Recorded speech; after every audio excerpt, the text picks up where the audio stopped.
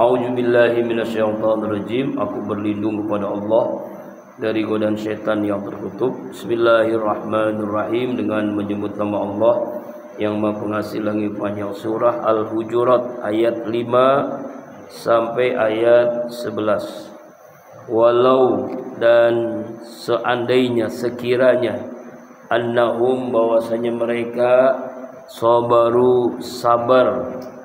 sabar menunggu hatta takhruja sampai kamu keluar, Nabi Muhammad keluar, ilaihim kepada mereka, lakana khairal lahum, tentu itu lebih baik bagi kalian.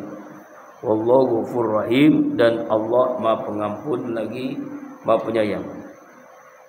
Ini melanjutkan ayat sebelumnya, ayat 4. Coba jangan bingung ini apa maksudnya. Kita lihat dulu ayat keempat itu adalah innal ladzina yunadunaka fi wara'il hujurati aktsaruhum la yaqilun. Sesungguhnya orang-orang yang mereka memanggil Nabi Muhammad dari belakang kamar-kamar Nabi, kebanyakan mereka la yaqilun, tidak berakal, tidak paham. Jadi ada orang-orang nih memanggil Nabi ya dari belakang kamar-kamarnya Nabi dengan tanpa paham. Jadi riwayatnya adalah ketika Al-Aqra memanggil Rasulullah dari luar rumah, tapi Rasulullah nggak menjawab ya. Lalu Aqra ini memanggil dengan panggilan yang kasar, hai Muhammad, keluarlah, gitu, keluarlah. Jadi dia tuh tidak punya adab, punya akhlak ya. Berkali-kali memanggil Nabi, dia tidak beradab, tidak berakhlak. Makanya kebanyakan mereka la yaqilun, tidak berakal, tidak beradab. Ini etika ya, akhlak. Kalau kita mau bertamu ya, jadi harus berakhlak. Itu kan ada namanya akhlak bertamu. Bagaimana Rasulullah itu mengajarkan, memulai dengan ucapkan salam, dengan ketuk pintu. Kalau 3 kali gak dijawab, pulang. Jangan memaksakan. Bisa jadi dia lagi di kamar mandi, dia lagi punya hajat ya. Ada hal-hal yang jangan sampai memaksakan orang itu keluar. Jangan. Ini etika, namanya adab ya. Nah, ini ada orang yang bertamu kepada Nabi, lalu dia pengen banget gitu ketemu dengan Nabi. Keluar Muhammad. Walau annahum, seandainya mereka sabar menunggu, setelah ucapin salam ya tunggu dulu begitu ya, nunggu sabar hatta takhruja ilaihim, sehingga Nabi keluar kepada mereka, lakana khair lahum, itu lebih baik buat mereka. Jadi jangan sampai etika adab ya bertamu itu kita lalaikan, kita indahkan. Memang dalam hadis man kana yu'minu billahi wal yawmil akhir falyukrim dhaifah. Siapa orang yang beriman kepada Allah pada akhir, muliakan tamu. Tamu harus kita muliakan, tapi tamunya juga harus memuliakan tuan rumah. Saling memuliakan, etika, adab, akhlak. Jangan sampai kita lupakan adab. Ya, kita memang tahu dalam hadis lain, tamu datang nih, itu membawa rezeki, membawa pahala. Ketika dia pulang, ya, ampunan dosa. Jadi Allah membawa dosa-dosa tuan rumah tuh. Ya, itu etikanya, adabnya begitu. Sabar menunggu, jangan sampai memanggil-manggil sampai Nabi keluar, itu nggak boleh. Ya.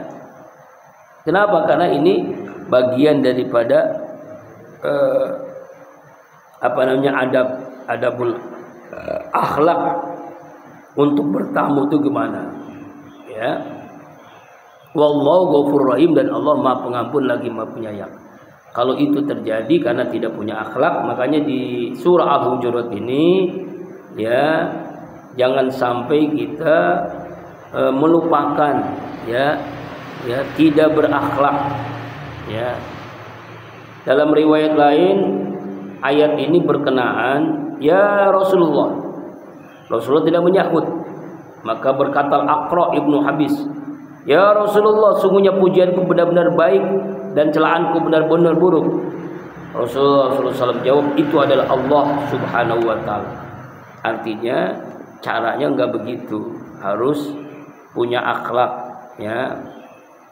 Kemudian dalam riwayat lain, ya, Sufyan As-Tsauri dari Habib ibnu Abu Umamah dan seterusnya, yaitu tentang ayat Al-Hujurat ini yang menceritakan kepada Sa'id ibnu Zubair, seandainya dia mengetahui kelanjutan dari ayat, tentulah dia menjawab, ya, mereka telah berikan nikmat dengan keislaman mereka. Kami masuk Islam dan Bani Sa'ad pun tidak memenangi kamu. Ya, jadi ini adalah bagian daripada etika akhlak. Ya, petikan akhlak dalam apalagi kepada Rasulullah SAW. Kemudian riwayat lain, ya, Zaid ibnu Arqam, ia datang kepada Rasulullah dan menceritakan apa yang dikatakan oleh orang-orang Arab Badui. Orang-orang itu orang-orang yang kampung lah gitu ya. Selanjutnya orang-orang Badui itu datang ke Rasulullah memanggil Nabi Muhammad berada dalam kamar, "Hai Muhammad, hai Muhammad." Maka turun ayat ini. Maka Rasulullah SAW memegang daun telinganya dan menjewernya. Nah, menjewer siapa tuh? Yang orang Arab Badui itu. Ternyata memang sunnah menjewer dia. Nah, ternyata jamaah rahimakumullah, menjewer telinga ini itu udah diajarkan Rasulullah. Ya, ternyata memang di sini ada saraf-saraf, kalau sering di ini kan, di apa namanya, dipijit-pijit, itu saraf-saraf itu jadi menjadi orang cerdas. Itu menyembuhkan dari antara penyakit stroke. Stroke itu bisa disembuhkan dengan kita menjewer-jewer tangan kita sendiri, telinga kita, kuping kita. Makanya seorang guru kalau menjewer muridnya, biarkan, dia sedang memberikan kecerdasan anak supaya cerdas, begitu ya. Begitu. Karena Rasulullah pernah melakukan ini dalam tafsir Ibnu Katsir diceritakan, Rasulullah memegang tadi orang Arab Badui karena dia tidak berakhlak. Ya, dijewer tuh, dipegang tinggal dijewer. Setelah yang mengatakan sesungguhnya Allah telah membenarkan ucapan hai Zaid. Ya, jangan nggak begitu, nggak boleh begitu. Ya. Jadi sabar menunggu sampai tuan rumahnya keluar. Mungkin dia sedang berpakaian, kemudian di kamar mandi atau apa. Sabar, sabaru hatta takhruja ilaihim lakana khairal lahum. Wallahu ghafurur rahim. Ini ayat 5. Kemudian ayat yang ke-6. Ya ayyuhalladzina amanu, wahai orang-orang yang beriman. Nah ini nih. Ini tentang menyikapi hal-hal berita-berita hoax, berita bohong. In ja'akum fasikun, jika datang kepada kalian orang fasik. Orang fasik ini ya suka maksiat gitu ya, bisa berzina, penjudi, perampok, koruptor gitu. Pokoknya orang fasik aja, pelaku dosa. Binambain, membawa berita, membawa kabar, berita. Fatabayanu, maka teliti dulu, tabayun dulu, kebenaran benar enggak? Ya, benar enggak?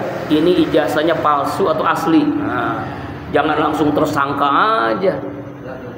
Ada aneh aja dia. Kalau asli mah nggak mungkin sampai berbelit-belit gini, Pak. Nggak mungkin, itu 2 tahun ya, asosnya 2 tahun nih, Pak. Iya.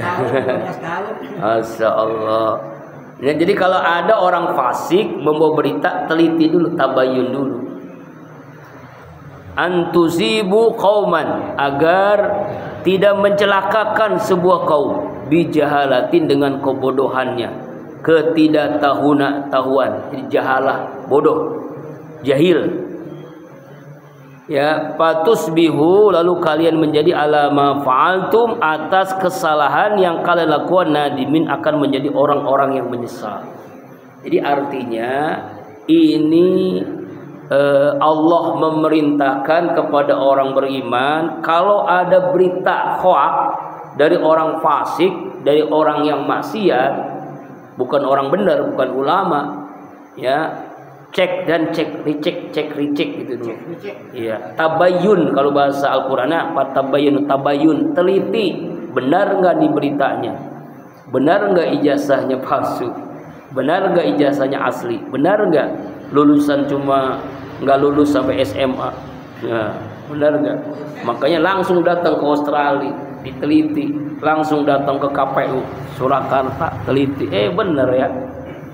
Nah, itulah. Ya, jadi jangan sampai kita orang beriman itu mengikuti arah yang tidak jelas, jadi langsung percaya aja. Apalagi zaman medsos sekarang, zaman digital, begitu banyak berita-berita yang berseliweran kan. Coba Bapak lihat tuh. Nah, bener nggak nih beritanya? Nah, kemarin kan tapi alhamdulillah ada hikmahnya, dapat berita wali kota New York itu orang Islam, dengan benar orang Islam ya. Lalu dilantik dengan bacaan Quran. Ternyata itu bukan baca Quran waktu pelantikan, belum dilantik, dia lantik ke bulan Januari. Dan beritanya ternyata itu bukan Islam Ahlus Sunnah, itu orang Syiah. Dan juga bukan ternyata orang Syiah, dia orang LGBT. Islam tapi mengislam, tapi orang LGBT. Jadi menyetujui tentang ya itu homoseksual, lesbian itu. Jadi iya, makanya dia jadi wali kota. Jadi kita juga harus cek dulu nih, ini Islamnya benar Islam enggak? Ternyata bukan Islam Ahlus Sunnah, Islam Syiah. Ya, dan juga penyuka LGBT itu. Ya astagfirullah. Nah, ini kan harus ditabayun dulu kan, benar enggak beritanya? Memang kita juga susah ya. Di zaman sekarang era digital ini, berita itu per detik Pak, bisa berubah. Bukan per menit lagi, per detik. Nah, jadi jangan langsung mempercayai berita. Tabayun, teliti dulu, benar enggak berita ini. Ya, kalau dia orang fasik, dia suka bohong, ya ini udah pasti dah. Ya, yang termul gitu kan. Nah, ini memang orang yang suka bohong ya. Ya, hati-hati nih ya dengan orang yang fasik. Kalau kita percaya, nanti akan menjadi orang-orang yang menyesal. Menyesal apa yang terjadi kalau kita percaya, cepat percaya. Nggak boleh ya. Nah, di sini asbabun nuzulnya oleh Haris bin Dirar al-Huzai. Ayat ini ditujukan kepada saya karena suatu hari aku mendatangi Rasulullah. Beliau menyuruh saya masuk Islam dan saya menyambutnya. Setelah itu beliau menyeruku membayar zakat dan aku setuju.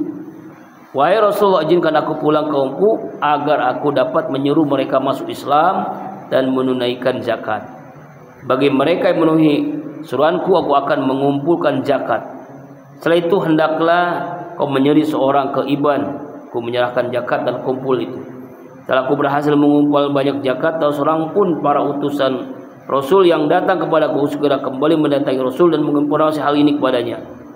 Di lain pihak, sebenarnya Rasul mengutus Walid bin Uqbah untuk mengambil zakat kaumku. Namun Walid pulang dan membuat laporan palsu pada Rasulullah bahwa aku tidak menyerahkan zakat dan berniat membunuhnya.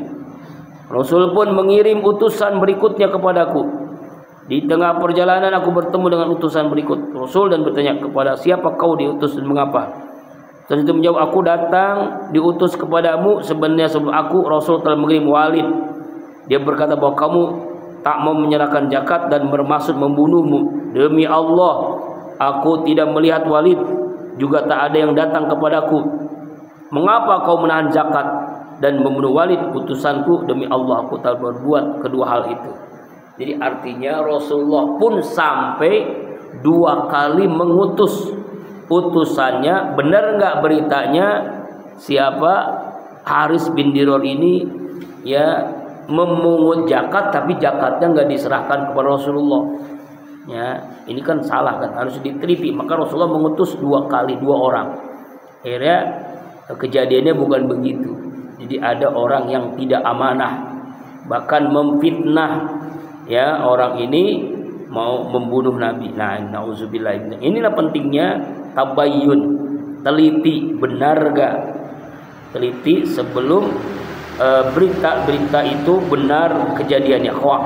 Hati-hati ya, di zaman media sosial sekarang ini banyak berita hoak yang tersebar begitu cepatnya, ya. Makanya kan kalau ada berita-berita ini jangan sampai kita termasuk orang-orang yang menyesal, ya. Tabayyun, teliti sebelum kita percaya tentang hal itu. Ini panjang sekali dalam tafsir Ibnu Katsir menjelaskan tentang masalah kisah ini, ya. Jadi artinya ya rahimakumullah, at-tabayyun minallah kata Rasulullah, wal ajalatu minasyaitan. Tabayyun itu dari Allah, Allah perintahkan, sedangkan terburu-buru kita cepat percaya itu dari syaitan. Itu kata Rasulullah ketika membahas ayat ini, ya, membahas surah Al-Hujurat ayat yang ke-6, ya. Jadi kalau itu kita lakukan, cepat percaya apa? Ma fa'altum nadimin. Karena terburu-buru percaya itu adalah dari syaitan. Tabayyun itu dari Allah, ya. Kemudian ayat yang ke-7, wa'lamu, ketahui oleh kalian semua, anna fikum, bahwasanya di antara kalian Rasulullah, ada Rasulullah utusan Allah. Lau yuti'ukum, seandainya dia menuruti kabar kalian, fi kasirin, dalam kebanyakan minal amri perkara, la'anittum, pasti kalian dosa, hancur.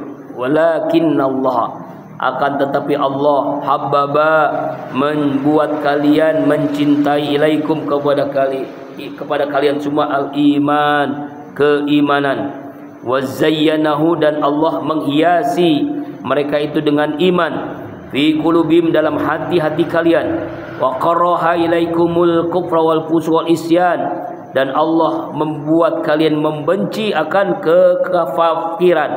kekafiran, wal fusuq, kefasikan, wal isyan, dan perbuatan dosa maksiat. Ulaika, mereka itulah umur rasidun, yang mendapatkan petunjuk. Apa maksud ayat yang ke-7 ini? Allah Subhanahu wa taala bahwa memerintahkan, ketahuilah kalian bahwasanya di antara kalian itu ada utusan Allah. Ada utusan Allah namanya Rasulullah, ya.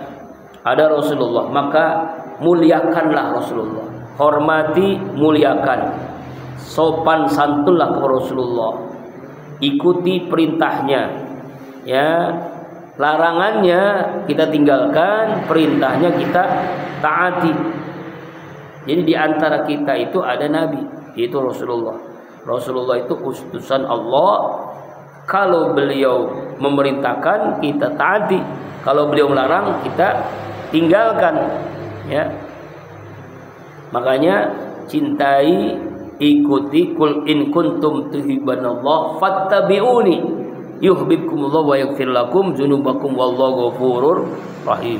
Ikuti aku, maka kalian akan mendapatkan cintanya Allah. Allah akan ampuni dosa kalian. Ya, dalam ayat lain, an-nabiyyu aula bil mu'minin min anfusihim. Nabi itu lebih utama dari orang-orang beriman dari mereka sendiri. Artinya kita harus mengikuti apa yang dilakukan Rasulullah sallallahu alaihi wasallam.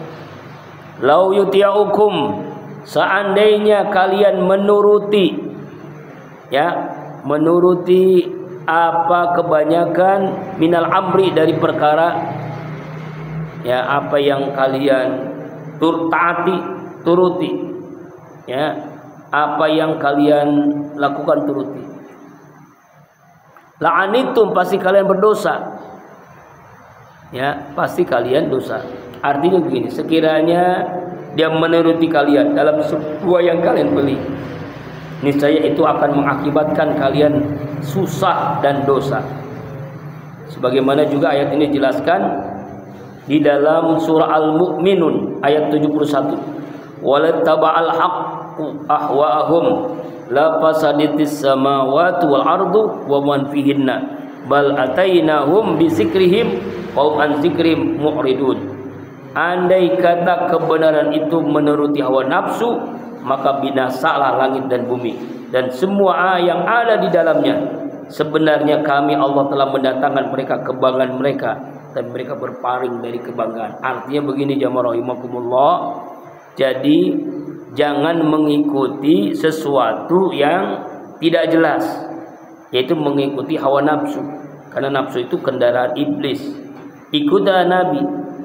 Ya. Makanya walakinna habbaba ilaikul iman. Allah telah menjadikan kamu cinta, yaitu dengan keimanan. Wa zayyanahu, dan Allah menghiasi kalian semua dengan fi qulubikum, dalam hati kalian semua. Ayat ini dijelaskan oleh Rasulullah sallallahu alaihi wasallam, al-islamu alaniyah wal imanu fil qalbi, qala summa yasubiyadi ila sadri salasa marat summa yakun at-taqwa hauna at-taqwa hauna.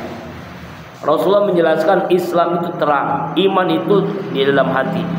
Anas radhiyallahu mengatakan bahwa Rasulullah mengisyaratkan ke arah dadanya sebanyak 3 kali, at-taqwa hauna, takwa itu di sini di hati, takwa itu di hati. Jadi Allah menghiasi iman, ya wazayyanahu fi qulubi. Allah menghiasi dalam hati orang beriman itu dengan iman. Wa qarrahu, dan menjadikan kalian benci kepada apa? Al-kufra, kekafiran, wal fusuqa, kefasikan, wal isyan, dan kedurhakaan, maksiat, dosa. Allah menghiasi iman dalam hati kita. Lalu hati ini akan membenci itu setiap perbuatan kufur, setiap perbuatan fasik, setiap perbuatan maksiat, isyan, dosa. Itulah kalau hatinya sudah menghiasi keimanan. Ya kan?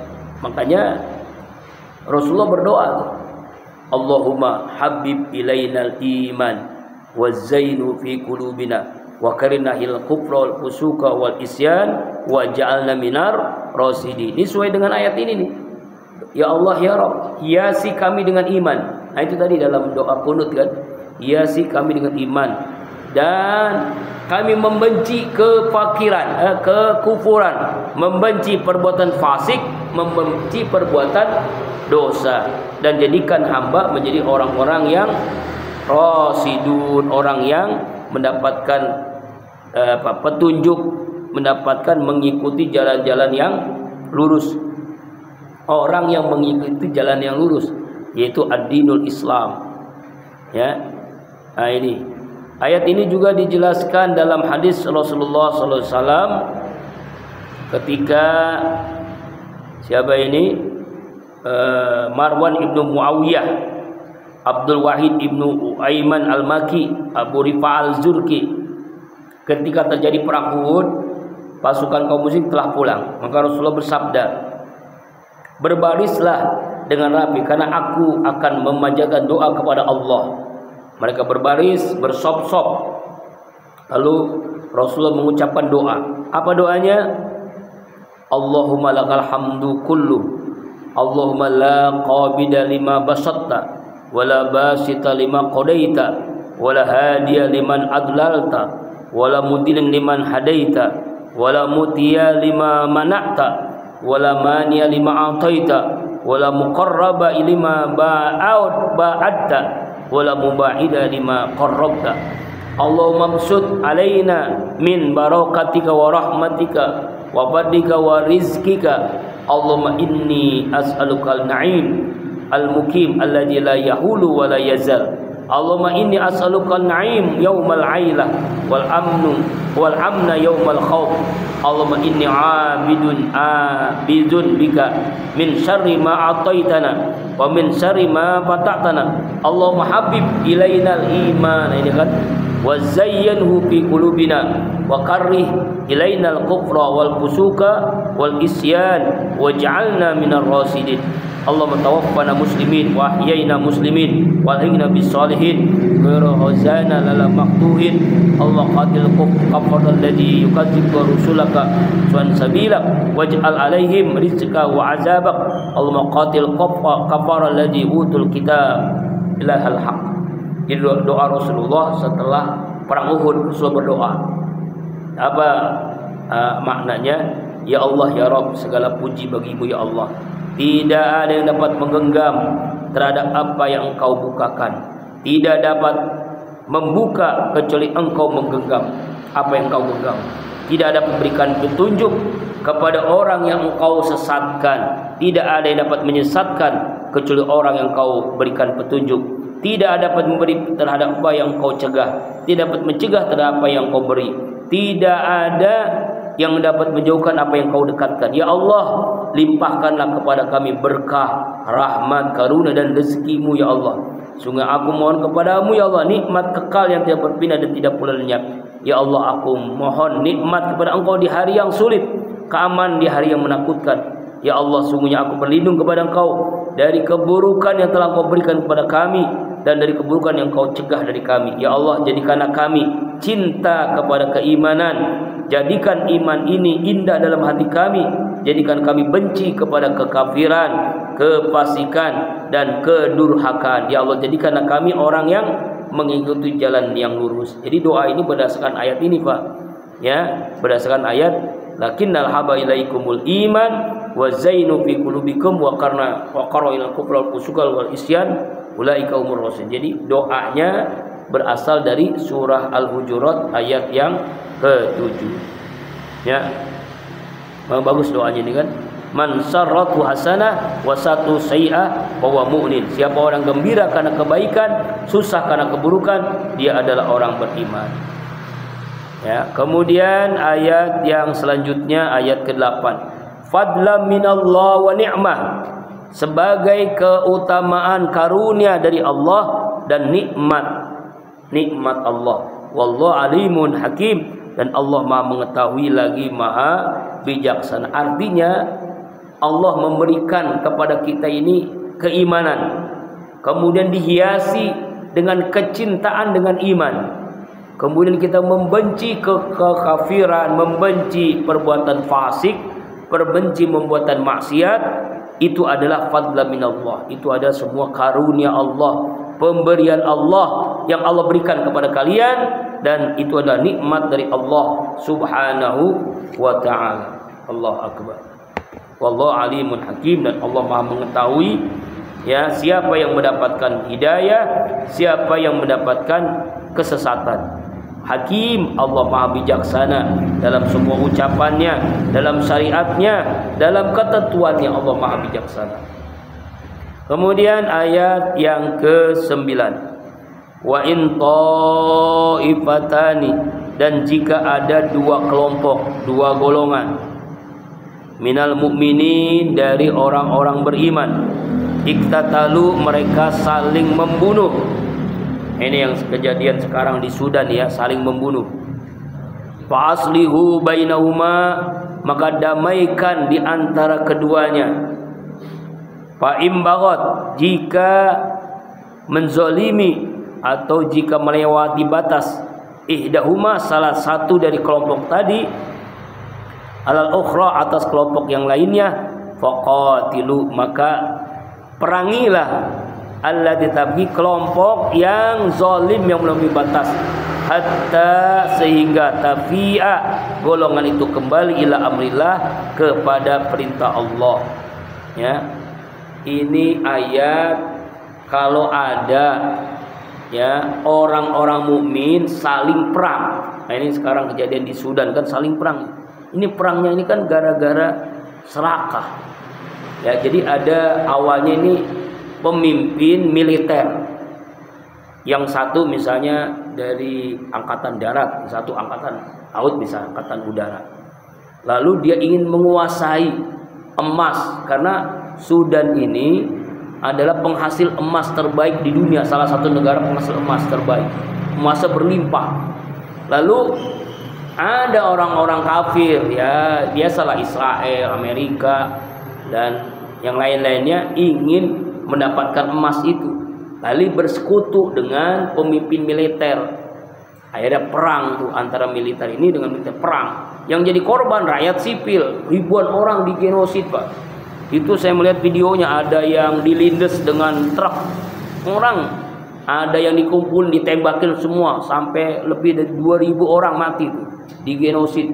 Nggak mandang dia anak-anak, ibu-ibu semuanya ditembak-tembakin semuanya, dibakar rumahnya. Oh kasihan, sudah berapa orang sekarang yang mengungsi, jutaan manusia. Itu orang mukmin sama-sama orang berislam itu perang. Ya, ada yang digantung di pohon, Pak, ada yang digantung, ada yang dikubur hidup-hidup. Jadi kubur hidup-hidup gitu, masih hidup, dikubur semuanya mati itu, masih hidup, kubur hidup gimana sih? Ini benar-benar kejamnya luar biasa. Kalau nggak mau dikubur ya ditembak, suruh lari ditembakin. Astagfirullahaladzim. Ngeliat itu videonya kita ini banget kan. Ya hampir ada yang satu kampung semuanya mati semua. Ya Allah. Ya. Nah, kalau seperti itu fa'aslihu, damaikan, islahkan bainahuma, di antara, damaikan. Kalau saling perang, damaikan. Suami dengan istri saling perang, damaikan. Jangan sampai terjadi perceraian. Namanya islah itu kan penting ya. Ya.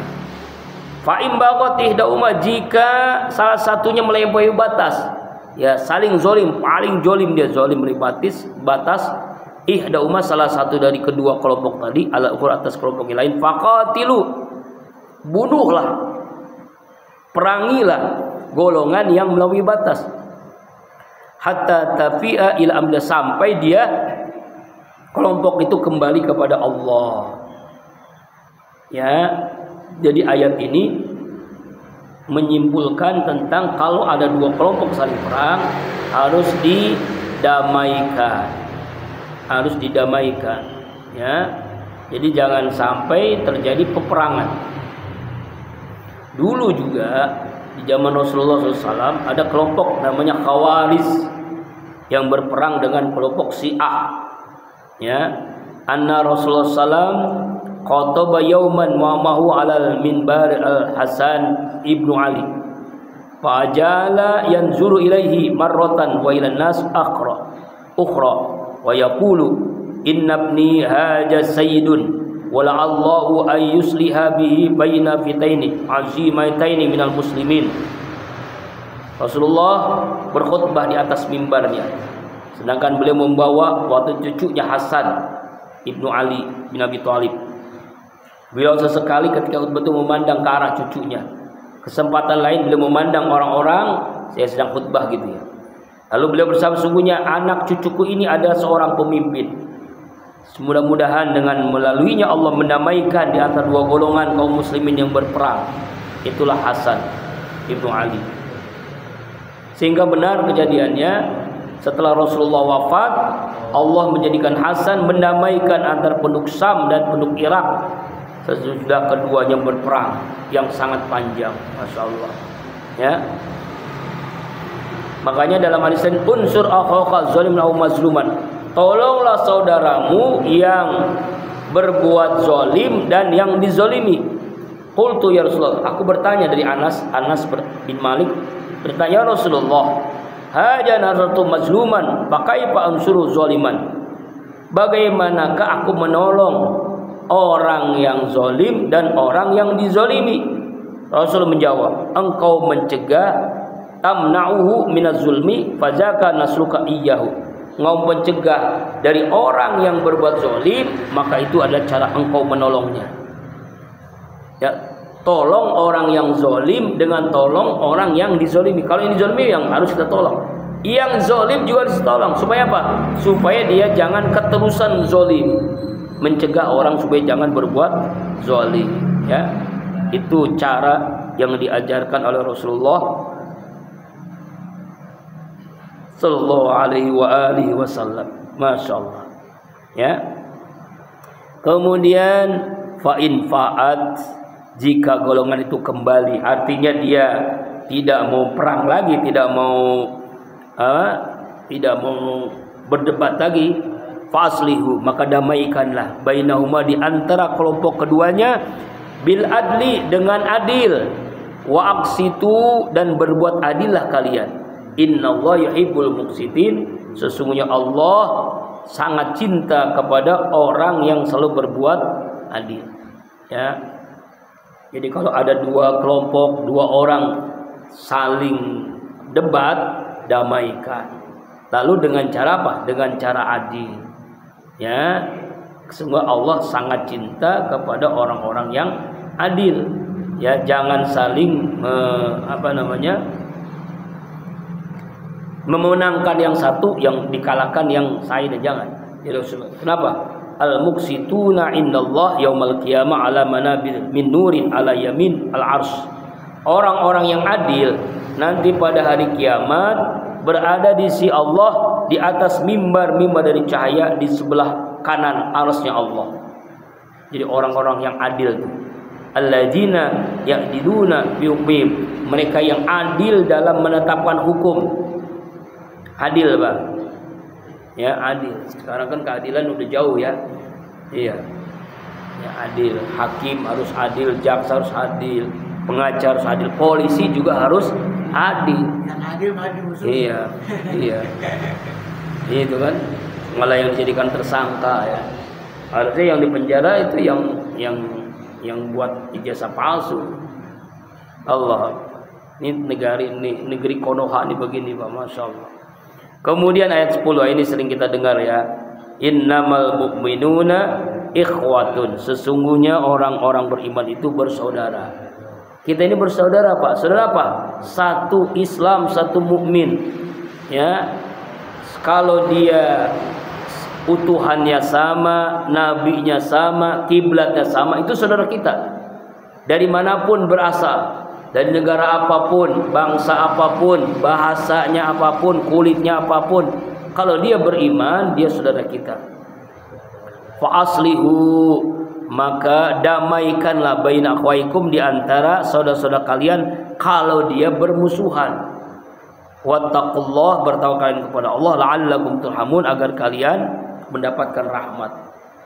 Di ayat ini menekankan kepada kita bahwa kita ini bersaudara. Malah ayat ini juga dijelaskan dalam hadis Rasulullah SAW. Al-muslimu akhul muslim, la yaslimu wa la yuslimu. Orang muslim itu adalah saudara yang muslim lainnya. Tidak boleh berbuat zalim, tidak boleh menjerumuskannya. Hadis lain, wallahu fi aunil abdi, maka abdu fi auni akhi. Allah akan menolong seorang hamba selama hamba itu menolong saudaranya. Ijada'al muslim li akhi bizaril ghaib. Apabila seorang muslim berdoa dalam keadaan orang tuh nggak tahu, orang Islam tuh nggak tahu dia didoain. Makanya ini diajarkan oleh Al-Quran Ustaz tadi. Kalau ketemu orang tuh doakan. Ketemu orang di jalan, orang doain. Ada anak, jadikan ya Allah anak ini anak yang soleh. Ketemu dengan suami istri, jadikan keluarganya bahagia. Ya, ada pedagang, ya Allah supaya berkah. Ada janda yang cantik, semoga dia mau sama kita. Nah, itu boleh. Itu beda itu doanya ya.